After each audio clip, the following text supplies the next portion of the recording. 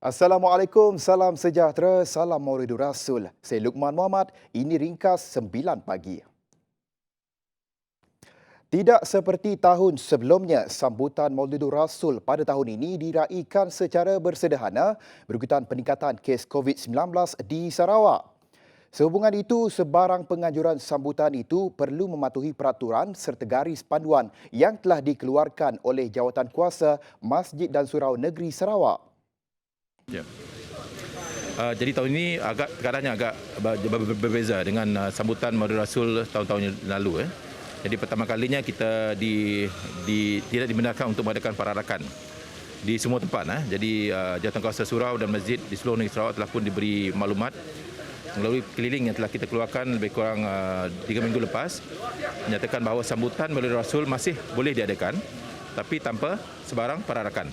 Jadi dengan kata lain, Jawatankuasa pengurusan masjid dan surau kita boleh menganjurkannya di masjid kawasan masing-masing, tapi mesti mematuhi garis panduan serta SOP PKP yang telah pun dikeluarkan oleh Sekretariat Majlis Islam Sarawak. Beliau berkata demikian ketika ditemui selepas majlis perasmian Taman Islam Pertama Negeri Sarawak di Masjid Darul Hana pada Rabu.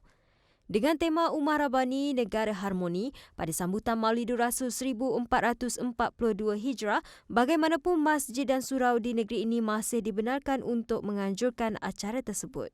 Namun, kata Dr. Abdul Rahman, daerah yang menjalani Perintah Kawalan Pergerakan diperketatkan PKPD seperti di Kampung Haji Baki tidak dibenarkan. Betul. Ke semua kawasan kecuali kawasan yang telah pun dikenakan PKPD dari kawasan Haji Baki. Kawasan lain surau masjid masih boleh mengadakan acara sambutan Maulid Rasul seperti yang telah pun diarahkan dan garis panduan yang telah dikeluarkan oleh Majlis Islam Sarawak. Untuk kawasan yang PKPD itu, masjid dan surau mereka diminta untuk ditutup hingga tarikh seperti arahan yang telah dikeluarkan hingga tarikh yang telah pun ditetapkan. Saban tahun sambutan Hari Keputeraan Nabi Muhammad SAW diraih dengan pelbagai pengisian agama di masjid dan surau. Namun pada tahun ini sambutan Maulidur Rasul atau Maulid Nabi diadakan dalam suasana yang berbeza berikutan masihnya pandemik COVID-19. Kata Mufti Negeri Sarawak Datuk Kipli Yassin, ini bukanlah satu halangan. Apa yang dapat dilakukan umat Islam seluruh Sarawak untuk mengukuhkan rasa cinta kepada Nabi Muhammad SAW adalah menerusi teknologi. Kita dengan dunia digital hari ini, banyak kaedah yang kita boleh gunakan sama ada kita memulakan majlis ilmu secara online dan sebagainya untuk kita menelusuri kitab-kitab hadis dan juga mendalami ilmu yang berkaitan dengan hadis itu sendiri. InsyaAllah melalui apa yang kita lakukan itu sudah pastinya akan menanamkan dan juga menimbulkan bibit-bibit cinta kepada Rasulullah SAW. Beliau berkata demikian menerusi satu temu bual khas bersama TVS. Katanya lagi antara cara lain yang dapat dilakukan untuk menzahirkan rasa cinta kepada junjungan besar Nabi Muhammad SAW adalah dengan memperbanyakkan selawat serta usrah sesama keluarga. Jadi dalam menghidupkan Maulid Rasul ini banyak cara yang boleh kita lakukan. Sekiranya kita tidak dapat melakukan perarakan, kita dapat menzahirkan rasa cinta dan kasih kita kepada junjungan besar Nabi Muhammad SAW. Antaranya yang pertama sekali ialah banyakkanlah selawat ke atas junjungan besar Nabi Muhammad SAW. Kerana kita kena ingat bahawa kita perlukan syafaat baginda SAW. Yang kedua ialah dalam keadaan sekarang, banyakkanlah kita galakkan di rumah kita dalam bentuk usrah ataupun kekeluargaan membaca kitab sirah Nabi SAW supaya kita tahu apakah yang ditinggalkan tentang cara hidup Rasulullah SAW dan apa sahaja yang berkaitan dengan baginda SAW. Apa yang lebih penting tegasnya, umat Islam di seluruh Sarawak perlu menjaga segala prosedur operasi standard SOP yang telah ditentukan dalam usaha memutuskan rantaian COVID-19. Bertemu kembali. Sarawak Media Group SMG dan University College of Technology Sarawak UCTS melakar sejarah tersendiri apabila memeterai memorandum persefahaman MOU yang merangkumi pelbagai kolaborasi termasuk dalam bidang teknologi. Sesi menandatangani MOU itu telah berlangsung di Pejabat Sarawak Media Group SMG yang dihadiri oleh Pegawai Eksekutif SMG Suhaimi Sulaiman bersama Naib Chancellor UCTS Profesor Datuk Dr. Khairuddin Abdul Hamid. Kolaborasi antara dua pihak ini diharap dapat membuka ruang dan peluang dalam penghasilan idea yang menarik dan seterusnya membawa Sarawak ke tahap yang lebih tinggi khususnya dalam bidang akademik yang ditawarkan di UCTS. Therefore, this MOU signifies an important strategic academia and industry collaboration, especially in the areas of digital media technology, creative content production, and also very important, human capital development. In those related areas for the state of Sarawak. Some of the areas of collaboration, in addition to what Isana mentioned, include curriculum development of our existing and future program. So therefore, we would like to invite expert input and advisory role from SMG, Strategic Economy and your technical people. At the same time, I think together with SMG, we would like to pioneer in providing customized training program dedicated for digital and creative media industry in Sarawak. Dalam pada itu, Khairuddin turut berharap SMG dapat memberi peluang kepada siswazah institusi pengajian itu untuk menjalani latihan industri di organisasi berkenaan.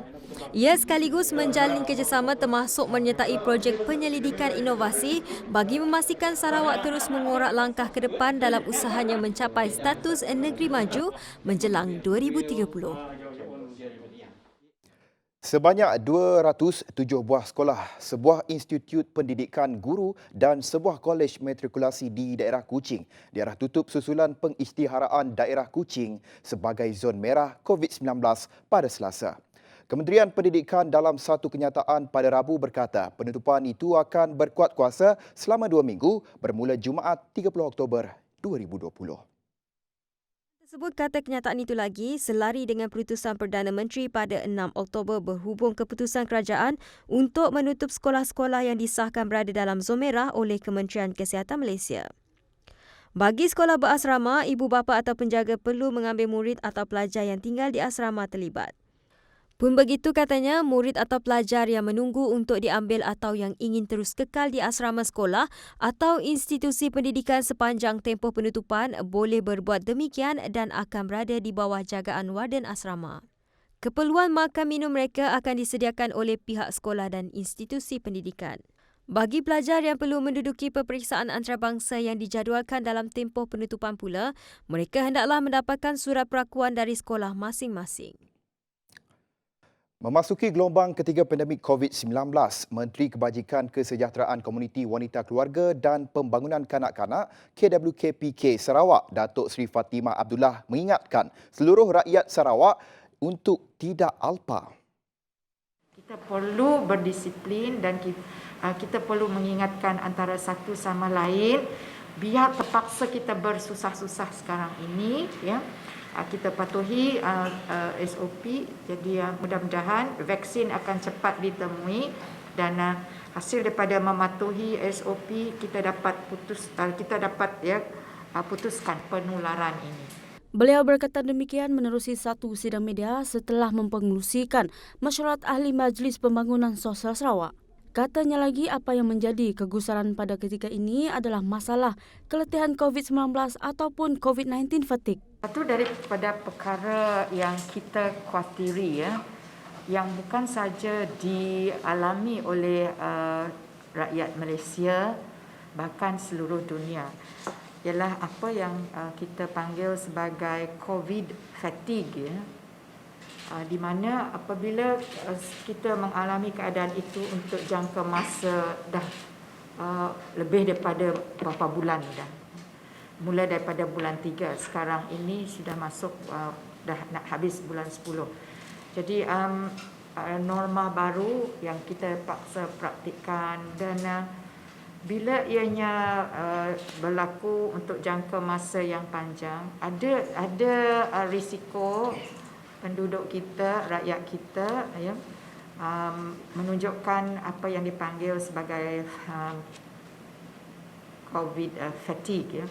Jadi oleh kerana dah lama dan jadi rasanya macam nak keluar daripada keadaan tersebut, dan ada yang mula lupa untuk mempraktikkan standard operating procedure ni. Susulan tragedi MV Dayang Topas, siasatan berhubung tragedi tersebut kini sedang berlangsung menurut Petronas dalam satu kenyataan pada Rabu. Syarikat tersebut, semua pihak berkuasa yang terlibat telah pun dimaklumkan. Keutamaan syarikat katanya adalah kepada keselamatan semua kru dan amat berduka cita dengan apa yang berlaku. Dalam kejadian pada jam 6.23 pagi pada Isnin, kapal sokongan pesisir itu telah merempuh salah satu struktur pelantar minyak Barambi, 14 batu nautika dari Miri menyebabkan 125 kru yang berada di atas kapal berkenaan terpaksa terjun ke laut untuk menyelamatkan diri.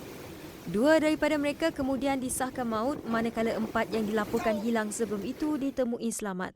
Kejadian dikatakan berpunca daripada kabel sauh kapal yang putus akibat cuaca buruk menyebabkan ia hilang kawalan.